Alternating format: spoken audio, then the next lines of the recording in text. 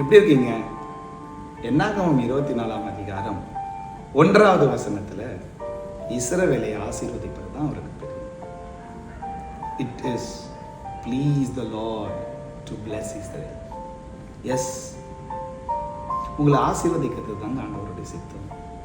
உங்களை யாராவது திட்டுறாங்களா? நீ உட்பட மாட்ட, நீ விளங்க மாட்ட, நீ எங்க படிக்க போற, நீ ஃபெயில் ஆகிடுவ. முதல்ல இந்த நெகட்டிவாக பேசுகிறாங்கல்ல, அவங்கள விட்டு வெளியே வாங்க. ஃபஸ்ட்டு உங்களை டீக்ரேட் பண்ணுற மக்கள்கிட்டேருந்து உங்களை நீங்கள் ஒதுக்கி காட்டுங்க. நீங்கள் உங்களை யூனிக்காக இருங்க. கர்த்தர் உங்களுக்குன்னு ஒரு நாலேஜ் கொடுத்துருக்குறார். கர்த்தர் உங்களுக்குன்னு ஒரு வாய்ப்பு கொடுத்துருக்குறார்.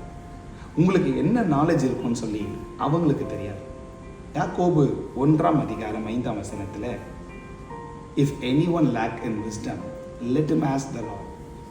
ஒருவன் ஞானத்தில் குறைவுள்ளவனாக இருந்தால் கர்த்தரிடத்தில் கேட்கணும். அவர் தாங்க ஞானத்தை கொடுக்குறவர். அவர் உங்களுக்கு ஞானத்தை தர மாட்டாரா? தருவார். கர்த்தர் உங்களுக்கு எல்லாவற்றையும் தருவார். நீங்கள் கேட்டால் தருவார்.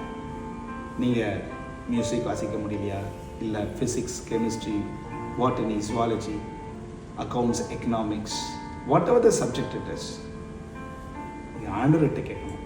உங்கள் 10th எக்ஸாமாக இருக்கலாம், 11th எக்ஸாமாக இருக்கலாம், 12th இருக்கலாம், இல்லை அது UG, PG, college, IAS, whatever it is a medicine.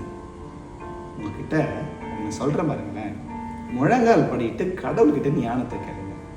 கர்த்தருக்கு பயப்படுகிறவனுக்கு ஞானத்தின் ஆரம்பம்.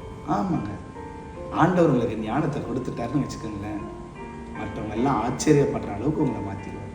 உங்கள் வாழ்க்கையில் ஆண்டவர் உங்களை உயர்த்துவதற்கு காத்துட்ருக்கிறார். 1 பேதுரு 5ஆம் அதிகாரம் 6ஆம் வசனத்தில் ஏற்ற காலத்தில் உயர்த்துவார். அவருக்கு உயர்த்துவது, ஆசீர்வதிப்பது, உங்களை அழகு பார்ப்பது, அதுதான் ஆண்டவர். மனிதர்களுக்கு பொறாமல் இருக்கும், ஆனால் கர்த்தருக்கு உங்களை ஆசீர்வதிக்கிறது தான் பிரியம். ஆகினால கான்ஃபிடென்ட்டாக ப்ரேயர் பண்ணுங்கள், நல்லா படிங்க, சோர்ந்து போகாதீங்க.